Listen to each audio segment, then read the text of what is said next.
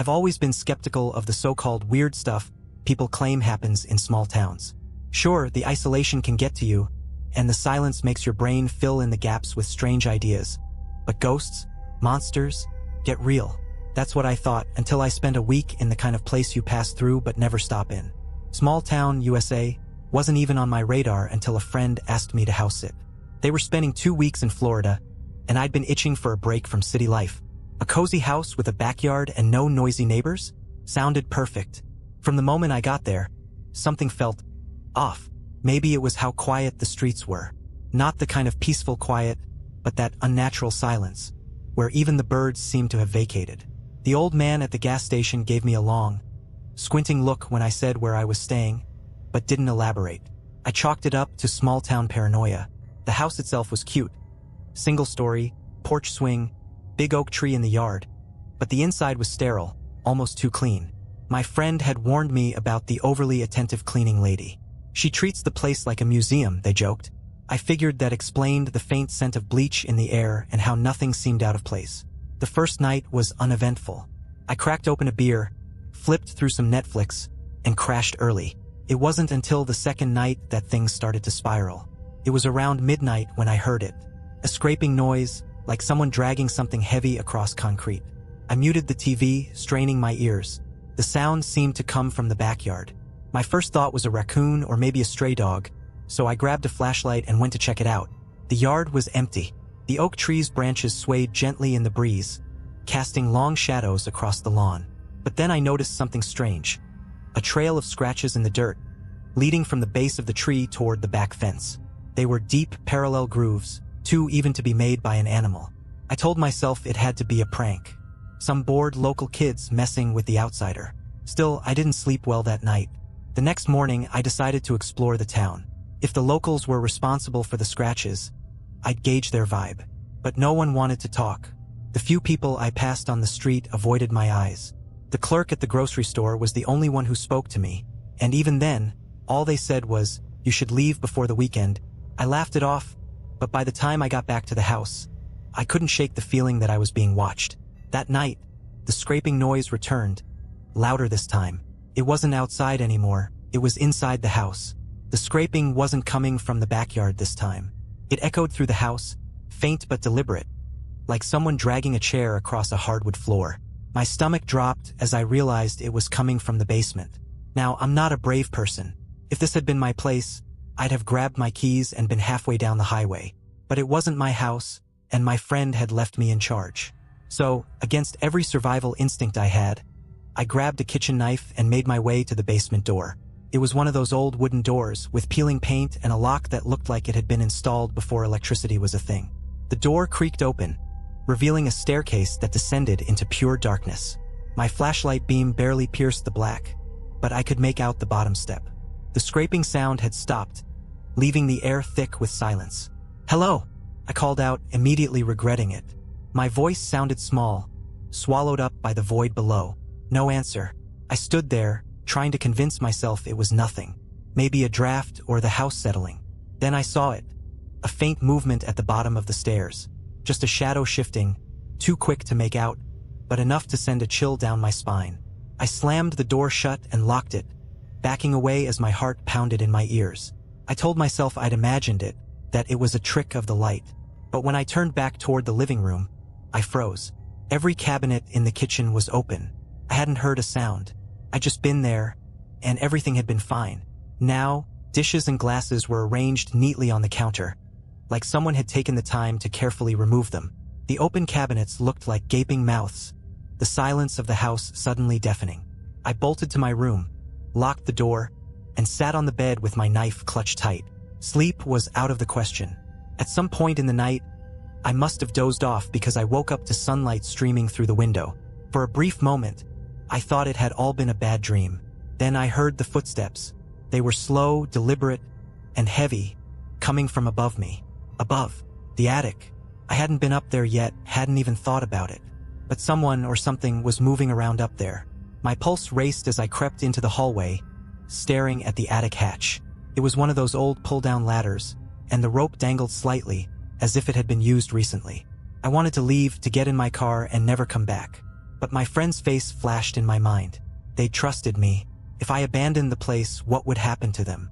Gripping the knife tighter, I reached for the rope and pulled. The ladder unfolded with a groan, revealing a dark square above me. Dust floated down like tiny ghosts, illuminated by the morning light. I hesitated, then climbed, each step creaking under my weight. The attic smelled old, like dry rot and forgotten things. My flashlight swept across the space, revealing stacks of boxes, old furniture, and a chair. It was in the center of the attic, facing away from me. The scraping noise. I stepped closer, heart hammering in my chest. As I rounded the chair, I saw it. An old porcelain doll sitting upright, its head tilted toward me. Its face was cracked, one glass eye missing, the other staring directly into mine. That's when I heard it. A whisper, soft, barely audible, but it came from the doll.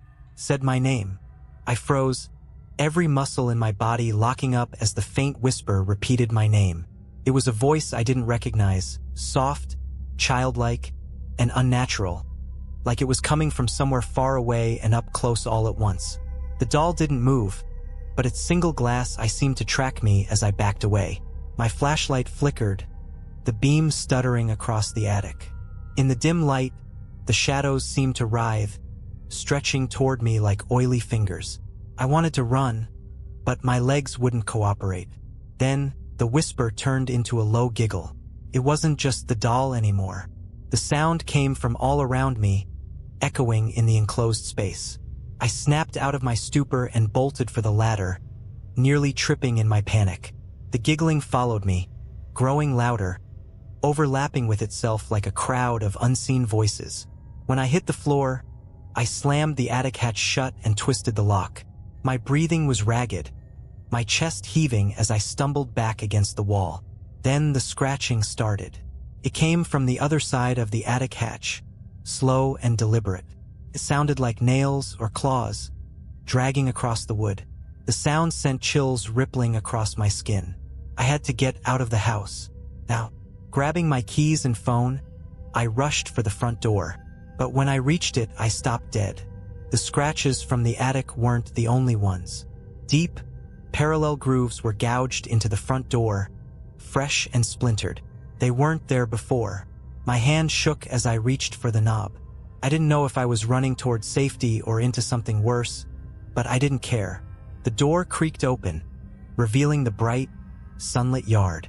Relief washed over me, but it was short-lived. The oak tree in the yard, the one that had seemed so harmless when I arrived, now had something hanging from its lowest branch. A doll. Not the porcelain one from the attic, but something cruder, stitched together from burlap and twine. Its head was lopsided, and its black button eyes stared blankly at me. It swayed gently in the breeze, as if mocking my fear. Behind me, the scratching at the attic hatch turned to pounding. I ran to my car, fumbling with the keys as my vision blurred with panic. The engine sputtered to life, and I peeled out of the driveway, leaving the house, and whatever was inside it, behind. But as I drove through the empty streets of the town, my stomach sank. Every yard I passed had one of those burlap dolls hanging from a tree or a fence post, all of them swaying gently in the same rhythm. And in the rearview mirror, I saw the attic hatch burst open. A shadowed figure climbed onto the roof of the house, its shape wrong. Too tall, too thin, and too bent. It turned toward me, though I couldn't make out a face. I didn't stop driving until I hit the highway. Even then, I kept glancing in the mirror, half expecting to see that figure following me. When I got home, I tried to convince myself it was over, that whatever had happened in small town was behind me. But then I found a scratch, a deep, parallel groove, on the outside of my apartment door, and hanging from my balcony railing was a burlap doll. This one had my name stitched into its chest. I slammed the door shut and locked every bolt, my heart racing like a runaway train. My apartment had always been my sanctuary, but now it felt like a trap. The burlap doll swung gently in the wind outside, its stitched smile mocking me through the glass of the balcony door. I didn't want to touch it, but I couldn't leave it there. Grabbing a kitchen towel to avoid direct contact, I stepped onto the balcony. The air felt wrong, heavy, almost electric, like a thunderstorm was brewing. The doll was smaller up close, no bigger than a child's teddy bear. Its button eyes glinted in the fading sunlight, and its body swayed in an unnatural rhythm, as though it had a heartbeat. I reached out with the towel, but the moment I touched it, a voice whispered my name again. "Don't look away." I froze. The whisper came from the doll. My instinct screamed to drop it and run, but my body didn't obey. Slowly, the stitched smile began to move, the burlap stretching unnaturally as the whisper turned into a sinister chuckle. And then it started speaking. "They'll come for you tonight." I threw the doll off the balcony. It tumbled through the air and hit the pavement below, but it didn't stop laughing. The sound rose, distorted and inhuman, echoing up the side of the building. Slamming the balcony door shut, I drew the blinds and backed away, clutching my phone. I needed help. Someone. Anyone. I called my friend, the one whose house I'd been watching. The line rang 3 times before they picked up. "What's wrong?" they asked, their voice groggy and distant. "I need to know," I stammered. "Has anything strange ever happened at your house?" There was a long pause. "What do you mean?" "The attic," I said. "The scratches. The doll. What the hell is going on?" Their breathing quickened. "You weren't supposed to go in the attic." "I didn't have a choice," I shouted. "There's something in your house, and now it's here, in my apartment." The line went dead. I tried calling back, but the call wouldn't connect. The laughter outside had stopped, replaced by an unsettling silence. And then, a knock at the door. It was slow and deliberate, the kind of knock that demands attention. I didn't move. My apartment was on the 5th floor, and I hadn't buzzed anyone in. The knock came again, louder this time. "Who's there?" I croaked, my voice barely audible. No answer. Summoning what little courage I had left, I crept to the peephole. What I saw made my blood run cold. It was the figure from the house, the tall, bent shadow that had climbed onto the roof. Its head was tilted at an unnatural angle, its face hidden by darkness, but I could feel its gaze burning through the door. It raised a long, spindly hand and raked its claws down the wood, leaving fresh gouges next to the peephole. I stumbled back, clutching the knife I'd grabbed from the kitchen. My mind raced. What did it want? The lights flickered, plunging the apartment into darkness. Then I heard it. The attic hatch, the one I didn't have. It creaked open somewhere above me, and a soft, scraping sound began. Faint at first, but growing louder, closer, like something crawling through the walls. A voice echoed in the darkness, the same whisper that had haunted me since small town. "Don't look away." I turned toward the sound, and there it was. The burlap doll sat on my coffee table, its button eyes glowing faintly in the dark. Its stitched mouth opened wide, and out crawled a hand, thin, gnarled, and impossibly long. The last thing I remember before I blacked out was the hand reaching for me, and the whisper turning into a roar. When I woke up, the apartment was empty. The door was intact, the scratches gone. Even the doll had disappeared. But on the floor, scrawled in deep gouges, were 3 words. "They're watching you." I didn't leave my apartment for 2 days. I kept every light on, every door locked, and every curtain drawn. But the feeling of being watched never left. It was like an itch I couldn't scratch, an oppressive weight pressing on me no matter where I went. Every sound made me jump. The hum of the fridge, the creak of the floorboards, even my own breath. The scratches on my front door might have disappeared, but I could still feel their presence. On the 3rd day, I finally snapped. Sitting in the suffocating silence of my apartment, I realized I couldn't just sit there and wait for something to happen. I had to take control. I packed a bag, grabbed my car keys, and bolted. My plan was simple. Get out of the city, head somewhere far away, and figure out what to do next. The drive was tense. Every time I glanced in the rearview mirror, I half expected to see the shadowy figure or those cursed burlap dolls staring back at me. But the road behind me was empty. I drove for hours, through winding back roads and stretches of empty highway, until I found a cheap motel on the outskirts of nowhere. It wasn't much. A dingy room with peeling wallpaper and a bed that smelled faintly of mildew. But it was far from small town, and that was good enough for me. For the first time in days, I felt a flicker of hope. Until I saw the doll. It was sitting on the nightstand when I turned on the light. The same burlap creation, its button eyes glinting in the dim glow of the lamp. This time it wasn't alone. There were dozens of them scattered across the room, on the bed, the dresser, the floor. Some were small enough to fit in my hand, while others were nearly life-sized. They all faced me, their stitched mouths twisted into sinister grins. I backed toward the door, my heart hammering in my chest. But when I grabbed the handle, it wouldn't budge. Then the whispering started. A cacophony of voices filled the room, overlapping in a chilling harmony. My name echoed from every corner, growing louder and more frantic. I clamped my hands over my ears and screamed, but it did nothing to drown out the sound. The dolls began to move, their heads jerking toward me in unison. One by one, they stood. Their movements were slow, puppet-like, as they shuffled toward me. The largest doll reached out with its stitched hands, its grin stretching wider. I did the only thing I could think of. I ran for the bathroom. Slamming the door shut, I locked it and pressed my back against it, struggling to catch my breath. The whispering continued, muffled but relentless, as the dolls scratched and pounded against the other side of the door. And then silence. I didn't trust it. My body trembled as I pressed my ear to the door, listening for any sign of movement. The whisper came again, but this time, it was right behind me. "Don't look away." I turned, and there it was, the porcelain doll from the attic, perched on the edge of the bathtub. Its single glass eye seemed to pierce through me, its cracked face twisting into something almost alive. Before I could react, the light flickered and went out, plunging the bathroom into total darkness. The whispers grew louder, overlapping into a deafening roar. And then I saw them, not with my eyes, but in my mind, dozens of shadowy figures, their bent and broken forms crowding the small bathroom, their clawed hands reaching for me. I screamed, flailing in the dark, but there was nowhere to go. The air grew thick, suffocating, as the voices rose to a crescendo. And then, just as suddenly as it started, it stopped. The lights flickered back on, and the bathroom was empty. No dolls, no scratches, just me, sitting on the cold tile floor, shaking. But when I looked in the mirror, my reflection wasn't mine. The face staring back at me was stitched together with burlap.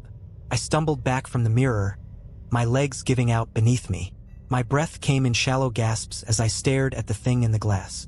Its burlap face twisted into a grotesque mockery of mine, the stitched smile spreading wider the longer I looked. I reached up to touch my face, desperate to prove it was still mine, but the reflection didn't follow. Its hand stayed pressed against the glass, the button eyes glinting with something dark and knowing. "Let me out," it whispered. "No," I choked, my voice barely audible. The reflection tilted its head, the stitches on its face tightening. "You don't have a choice." The bathroom door slammed open, and I screamed. But when I turned, the hallway beyond was empty.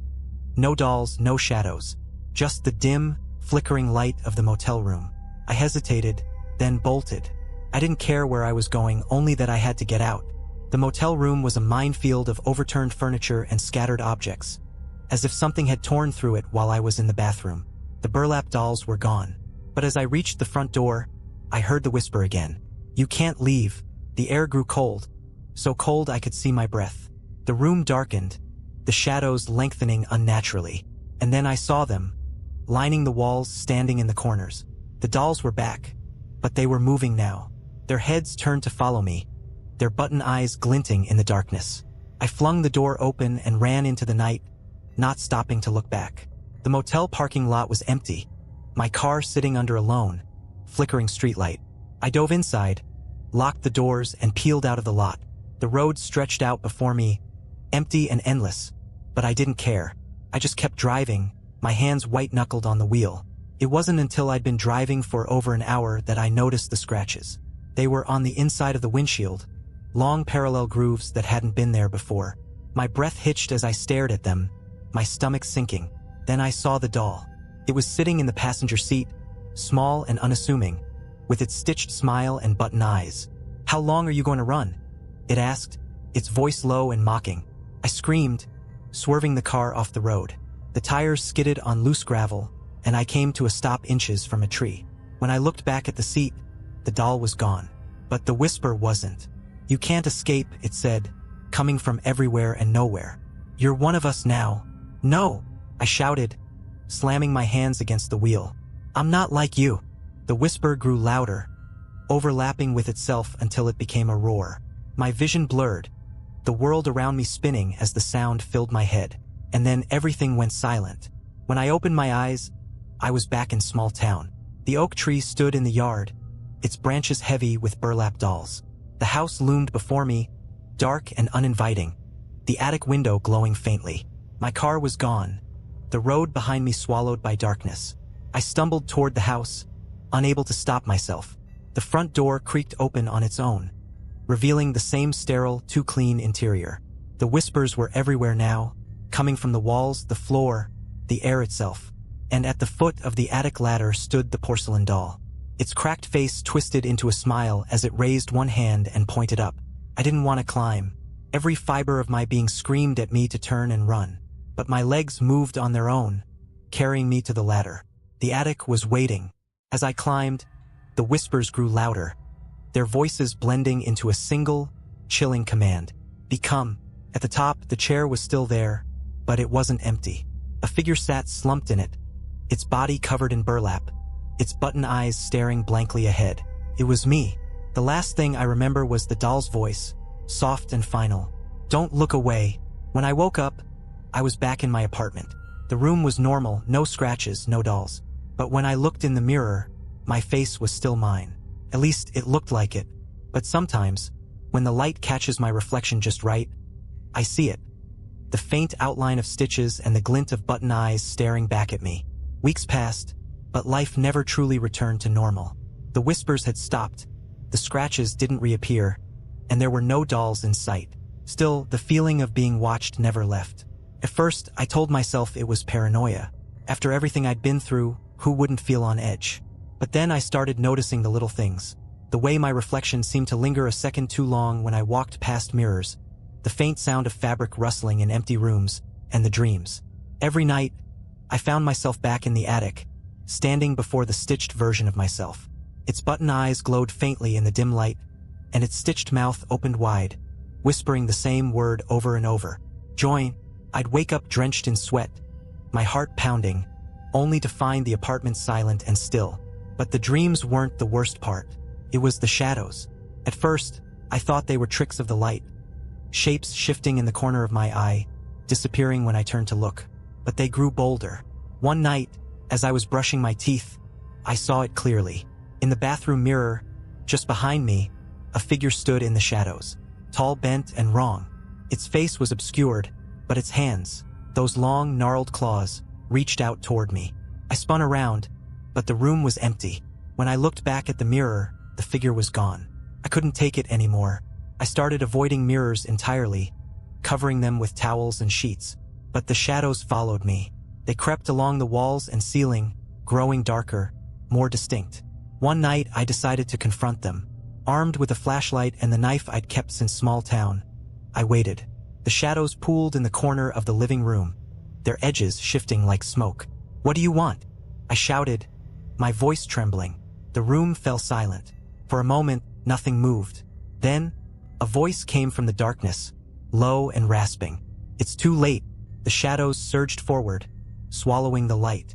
I stumbled back, swinging the knife blindly, but it was useless. The darkness enveloped me, cold and suffocating. And then I was back in small town. The oak tree loomed before me, its branches heavy with dolls. The house stood silent and waiting, the attic window glowing faintly. This time, I didn't hesitate. I walked up the steps, the front door creaking open as I approached. The interior was the same, sterile, too clean, and filled with that faint smell of bleach. The attic ladder was already down. As I climbed, the whispers returned, louder and more insistent than ever. Become. At the top, the stitched version of myself was waiting. It stood now, its button eyes locking onto mine. Its stitched mouth moved, forming words I couldn't understand. But I felt them. I felt the pull, the weight of its gaze, the irresistible urge to step forward. No, I said, my voice barely a whisper. I'm not like you. The stitched figure tilted its head, its button eyes narrowing. The whispers grew deafening, filling my mind, drowning out my thoughts. And then it lunged. I don't remember what happened next. When I woke up, I was in my apartment. The shadows were gone, the mirrors uncovered. Everything seemed normal, but I knew better. When I stepped outside, the world felt different. People looked at me strangely, their eyes lingering just a second too long. I heard whispers in places that should have been silent, felt unseen eyes watching my every move. And when I looked in the mirror, I finally understood. The face staring back at me wasn't mine anymore. It was stitched, and somewhere, deep in the reflection, the real me was screaming. I didn't know how long I stood there, staring at the stitched reflection. Its button eyes gleamed with a knowing malice, its stitched mouth curling into a slow, deliberate grin. My heart pounded as a terrifying realization washed over me. I wasn't in control anymore. The reflection tilted its head, mimicking the movements of the stitched figure from the attic. My hands shook as I raised them to my face, desperate to feel the skin that I wasn't sure was still there. Felt normal. But in the mirror, the stitches ran deep, crisscrossing my face like a macabre tapestry. My fingers trembled as I touched my cheeks, my jaw, my lips. I couldn't feel the thread, but I could see it, mocking me in the glass. "What do you want from me?" I whispered, my voice barely audible. The reflection didn't answer. Instead, it raised one stitched hand and pointed behind me. I spun around, expecting shadows, whispers, or worse. But the apartment was empty. Then I saw it. The doll. It sat in the middle of the living room floor, perfectly still, its burlap face tilted upward as though it were watching me. Its stitched mouth hung slightly open, and something glinted inside. Something small, metallic, and impossibly familiar. A key. I didn't want to approach it. Every fiber of my being screamed to run, to burn the doll, to destroy it. But something about the key drew me closer, like an invisible thread pulling me in. When I reached the doll, I crouched down, hesitating before I touched it. Its button eyes seemed to follow my movements, and I swore I saw its mouth twitch. With trembling hands, I grabbed the key. It was cold, unnaturally so, and the instant it left the doll's mouth, the whispers started again. "Come back," they said. "Come home." I looked around, panicked, but the apartment remained still. The whispers didn't come from the walls or the air this time. They came from inside me. My head throbbed as the voices grew louder, overlapping, repeating the same chilling phrase. "Come home." I didn't understand. Home? Did they mean small town? The key in my hand was old, its surface worn and rusted. There was no indication of what it unlocked, but deep down I knew it wasn't over. The next day, I got in my car and drove. I didn't pack anything or tell anyone where I was going. It didn't matter.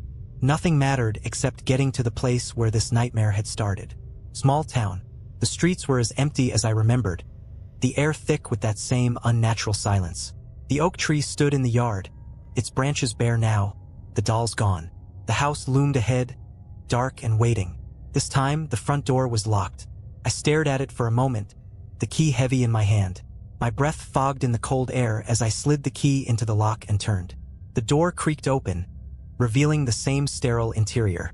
But now, the house felt alive, its walls humming with an energy I couldn't see. The attic ladder was down, just as it had been before. My steps were slow, deliberate as I climbed. The whispers grew louder with each rung, their voices blending into a single, haunting melody. At the top, the attic was empty. No chair, no dolls, no stitched version of myself. Just a single, ornate mirror standing in the center of the room. Its surface shimmered, and as I approached, I saw my reflection. It wasn't stitched. It wasn't the grotesque version I'd seen before. It was me, but it wasn't moving. I reached out, my hand trembling as it met the glass. It was warm to the touch, almost alive. My reflection stared back at me, its eyes filled with fear. "Help me," it whispered. Before I could react, the glass rippled like water, and something reached out from the other side. A hand. Stitched, gnarled, and clawed, wrapped around my wrist, pulling me toward the mirror. I screamed, struggling against its grip, but it was too strong. The last thing I saw before the darkness swallowed me was my reflection. Now free, stepping out of the mirror, smiled, and then I was gone. If you're reading this, it means the stitched version of me is still out there, walking around in my skin. It looks like me, talks like me, lives like me, but it isn't me. And if you ever find a burlap doll, a scratched door, or a whisper that calls your name, run. When I came to, the world was dim and warped. Shadows stretched unnaturally across a colorless void, twisting into shapes that seemed almost alive. The air felt thick, heavy, like I was underwater. I wasn't in the attic anymore. I stood on a floor that wasn't a floor, a swirling expanse of black fabric that shifted under my weight. Around me, tall, gnarled figures loomed, their burlap faces stitched with malevolent grins. Button eyes stared down, unblinking, reflecting a distorted version of myself. The whispers were everywhere now, a chorus of voices that crawled into my skull and nested there. "Welcome home," they said. "No," I muttered, my voice weak and trembling. "This isn't real." The figures laughed, their stitched mouths opening wider, revealing jagged, thread-like teeth. "It's real enough," one of them said, stepping closer. Its movements were jerky, like a marionette controlled by an inexperienced puppeteer. "And you belong here now." I backed away, but the fabric beneath me seemed to pull me forward, threads coiling around my ankles. Panic surged through me as I realized I couldn't move. "I don't belong here," I said, louder this time. "You made a mistake." The figures tilted their heads in unison, their button eyes glinting. "No mistake," the tallest one said. "You took the key. You opened the door. You invited us in." The memory of the key flashed in my mind, cold and rusted in my hand. The whispers, the mirror, my reflection stepping out. "That wasn't me," I shouted. "That thing, my reflection. It tricked me." They laughed again, a sound that made my skin crawl. "All reflections are true," another said. "It's you who lied." The threads tightened, pulling me to my knees. The fabric beneath me rippled, and I realized it wasn't fabric at all. It was a mass of burlap dolls, their stitched hands clawing at me, their button eyes glowing with faint light. "Please," I begged, tears streaming down my face. "I just want to go home." "This is your home now," the tallest figure said, leaning down until its face was inches from mine. I could see every thread, every imperfect stitch that held it together. Its breath smelled of rot and old wood. "No," I said again, my voice shaking but defiant. "This isn't my home. This yours." The figure paused, tilting its head. The whispers faltered, replaced by a tense silence. I didn't know where the words came from, but they spilled out of me, raw and desperate. "You don't belong in my world, just like I don't belong in yours. That's why you need us. You're nothing without us." The tallest figure straightened, its button eyes narrowing. "We don't need you," it hissed. "Then why keep me here?" I said, forcing myself to stand despite the threads pulling at me. "If you don't need me, let me go." The figures exchanged glances, their movements stiff and unnatural. The whispers returned, quieter this time, like they were arguing amongst themselves. Finally, the tallest one spoke. "If you leave," it said, "you will always carry us with you. You will see us in every shadow, hear us in every silence. You will never escape." "Fine," I said, my voice firm. "I'll take my chances." The figure stared at me for a long moment. Then, with a flick of its clawed hand, the threads unraveled, and I fell through the void. When I woke up, I was lying on the floor of my apartment. The light outside was harsh, almost blinding, and the air smelled clean and fresh. For a brief, blissful moment, I thought it was over. But then I saw it, the smallest, faintest scratch on the edge of my coffee table. And when I looked in the mirror, my reflection smiled, just a little too wide. I've been running ever since. No matter where I go, the signs follow. Scratches, whispers, shadows that don't quite match the light. And sometimes, when I'm alone, I see the burlap dolls. They never move, but they're always there, just out of reach, watching. So if you ever see a stitched shadow in the corner of your eye, or hear a whisper that knows your name, don't look away, because they're always watching, and they never let go. I thought I could outrun them. I moved across states, changed my name, burned every possession tied to that house in small town. But no matter how far I went, no matter how many layers of my life I stripped away, they always found me. The scratches appeared first, small, unassuming, on the edges of furniture, door frames, and even my skin. I'd wake up with thin, parallel lines on my arms or legs, faint but unmistakable. Then came the whispers, soft and fleeting, like someone murmuring just behind me. But the worst were the dolls. At first, they were subtle. A burlap figure tucked into the corner of a motel room. A crude, stitched face staring at me from a park bench. Once, I found one dangling from the rearview mirror of my car, its button eyes reflecting my own terrified gaze. Each time, I destroyed them. I burned them, tore them apart, threw them into rivers. But they always came back. It wasn't until I saw the first person change that I realized I wasn't just running from them anymore. I was leading them to others. It happened in a diner somewhere in the Midwest. I'd stopped for coffee, trying to calm my nerves after another sleepless night. The waitress, a young woman with tired eyes and a kind smile, brought me my order. "Rough night?" she asked, her voice warm with concern. I nodded, not trusting myself to speak. As she walked away, I noticed it. A small burlap doll tucked into the pocket of her apron. My stomach dropped. "Excuse me," I called out, my voice sharper than I intended. "Where did you get that?"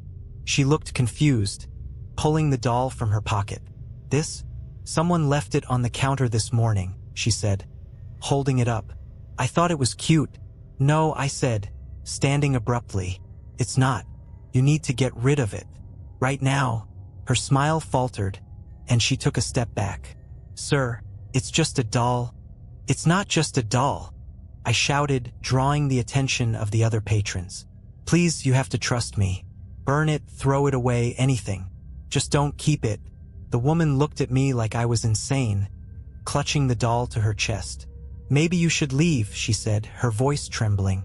I wanted to argue, to grab the doll and destroy it myself, but the whispers started before I could move. They filled the diner, soft and insistent, weaving between the conversations and the clatter of dishes. The lights flickered, and the air grew heavy. The woman froze, her eyes widening in fear.